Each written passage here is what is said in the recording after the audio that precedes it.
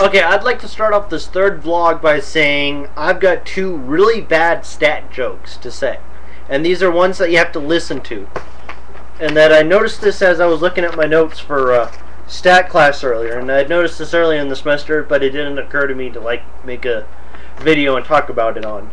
That if you know what a probability density function is, look at the acronym for that. Because I thought it was funny. Because I thought I could somehow run a probability density function on Adobe. Ha ha ha ha ha. Computer and stat joke there. Another thing, for you stat and engineering people. Somehow I find the shorthand for the sample, or the standard error of the sample average. I find that funny. Look up the acronym for that. Look up the shorthand that they use for that. And you'll see what I mean.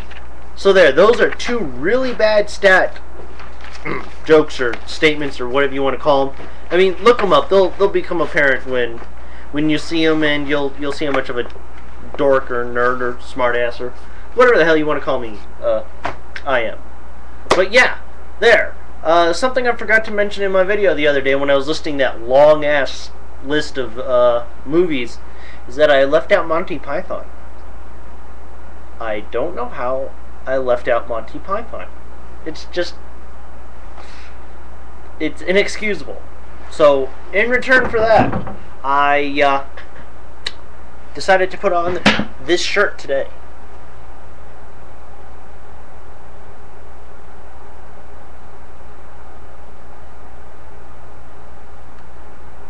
And if you know what it is, then you've seen Monty Python on the Search for the Holy Grail. But yeah, that's kind of what's going on. I got my stat, I got my English thing. I need to write my, what's its name?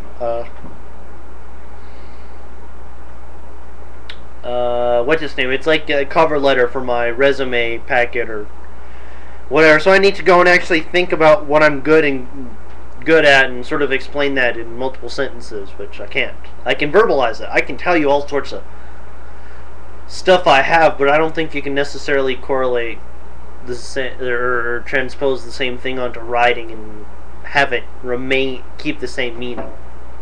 So yeah. What else should I talk about here?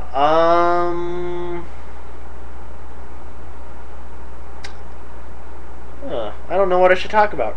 Oh, let me just finish up my movies from yesterday. Another one I can't believe I've left off was Doctor Strangelove. If you know what Doctor Strangelove is, you are an awesome person, because that is an awesome movie. One of the best lines ever is the president shouting at the two gentlemen, "Gentlemen, stop that fighting! Can't you see this is the war room?" Oh, that is such a great line. I love that movie, and I love another one from Britain. I can't believe I've got all the ones with like Peter Sellers and guys from out in the UK. Is A Shot in the Dark. Best Pink Panther movie ever. I defy you to find me a better Pink Panther movie than Shot in the Dark. Even the Steve Martin one. Which, I mean, it's funny, but it's not Peter Sellers funny. It's Steve Martin funny, but it's not Peter Sellers funny. And Peter Sellers is above Steve Martin. And Steve Martin's a good guy. So, yeah. There's that, and there's Kung Fu-y, a small independent film made just a couple years ago. And it kind of parodies all sorts of Kung Fu stuff. It's like Kung Fu Come to America. And all the different cliches that they use in the movies out there. I mean, it's hilarious. And it's a very good movie. Look for it. Kung Fu-y. K-U-N-G-P-H-O-O-E-Y!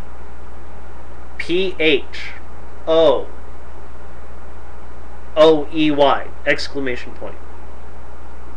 At least I believe that's how it's spelled.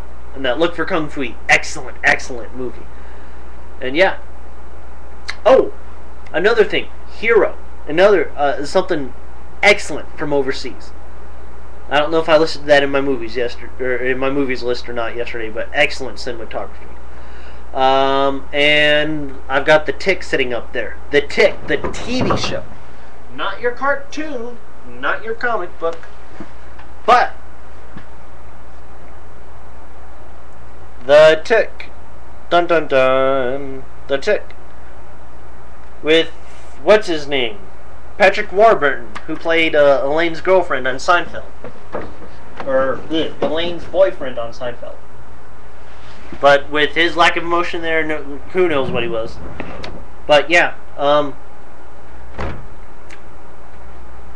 so yeah, that's kind of my vlog for the day. I'm thinking about sticking up another singing daily thing or whatever, unless if somehow people start mass messaging me to not do that. Oh, two movies I've got up there, or one movie. I know I said V for Vendetta yesterday, and I don't know if I said Fiddler on the Roof. That's a good one. But I saw Reservoir Dogs. Let's see. Like late January. I got it for Christmas, and I finally got around to it in late January. Watching the 15th anniversary edition of it. Excellent movie. I mean, they say the F word a few too many times for me, but I mean, excellent movie in that. I don't know what draws me to it, whether it's the violence or the cussing or the combination of the both, or the smart-ass remarks, or people shooting, put the gun down when they've got guns, like, just, put the gun down, just shut the hell up, and think, and, I mean, I don't know, it just draws me in. I liked it, so yeah. And, yeah, like I said before, I may do a singing one before the night is out, or before the day is out.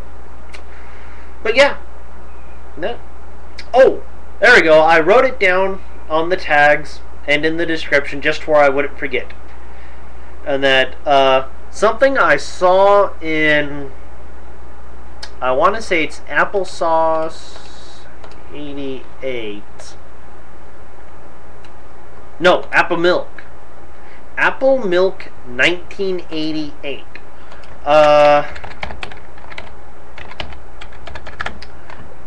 On her second pretty intense Japanese language thing, she said she needed to use the word Murasaki more.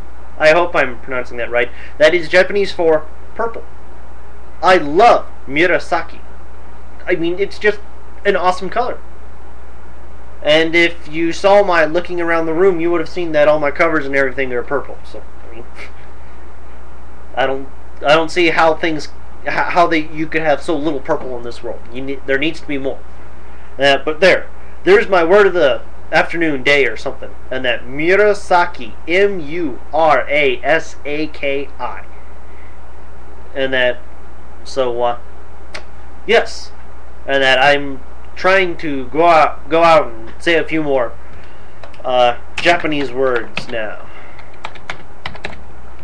And that, so have a good day.